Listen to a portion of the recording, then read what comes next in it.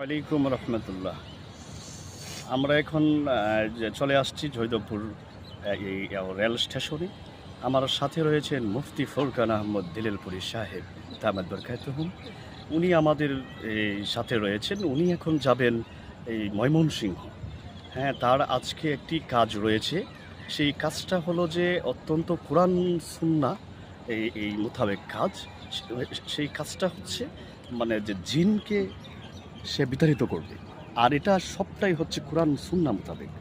তাহলে মানে যারা আজকে এই এই যে শয়তান নিয়ে, জিন নিয়ে বা কুফর নিয়ে, এরপরে জাদুটোনা বা ভান নিয়ে যারা এই মানে দুশ্চিন্তায় রয়েছেন, আমি তাদেরকে বলবো যে মুফতি ফুরকান আহমদ সাহেবের সঙ্গে এই যোগাযোগের জন্য জীবন মার্কেট, বোটবাজার, গাজীপুর, ঢাকা।